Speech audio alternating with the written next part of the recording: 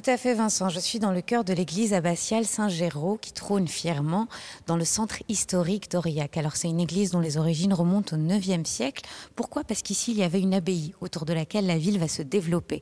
Et je retrouve Denis pour en savoir un petit peu plus. Bonjour Denis. Bonjour. Alors l'histoire de cette église est mouvementée. Quelle est-elle? Racontez-moi un peu son histoire. Une histoire très mouvementée puisqu'elle a été au cours des siècles transformée pour être mise au goût du jour 3-4 fois de suite.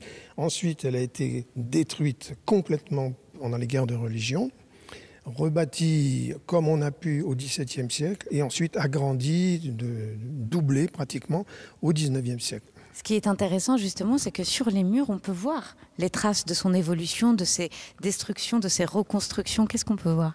On ne trouve rien des deux premières églises. On trouve des traces de l'église du Xe siècle, des traces beaucoup plus importantes de l'église du XIIe siècle, du XIe siècle, et puis le reste est gothique, soit d'époque XVIIe, soit du faux gothique du XIXe siècle. Alors, est-ce que vous pouvez me décrire un petit peu l'architecture de cette église? Quand vous entrez, ce que vous voyez, c'est essentiellement une église gothique. Pour trouver les parties romanes, il faut aller chercher un petit peu, en particulier dans le transept.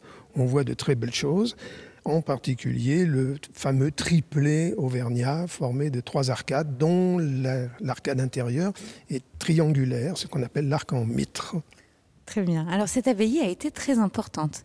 Très importante au Xe et XIe siècle. C'était une des plus importantes de France. C'était un centre intellectuel de première importance, un centre de diffusion de la connaissance.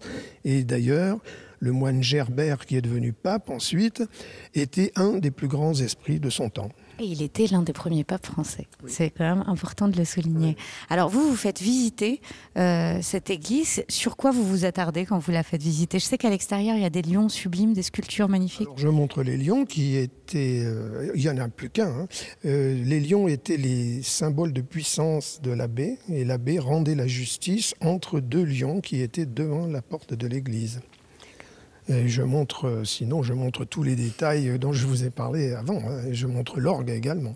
L'orgue qui est aussi sublime, qu'on voit juste derrière nous. Alors, on invite à venir visiter cette église. Peut-être que vous aurez la chance d'être guidé par Denis.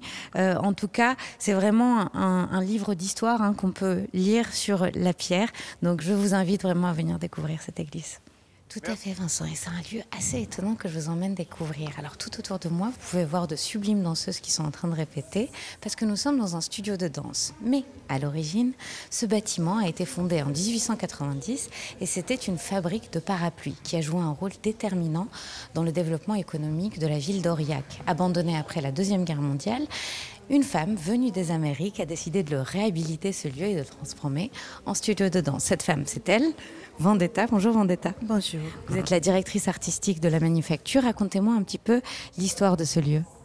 C'est une histoire qui parle de la danse, expression, énergie, espace. Je viens de New York et je cherche un endroit en dehors de cet environnement très vite qui est un peu lourd, un environnement plus léger, plus agréable pour mon corps et mon inner corps de danse. À l'intérieur. Intérieur, exact. Alors on pourrait se demander ce qu'une New-Yorkaise vient faire à Aurillac. C'est l'amour qui vous a amené ici, vous avez suivi un homme. Et puis finalement, vous êtes tombée amoureuse aussi de la région, de l'environnement, de la nature.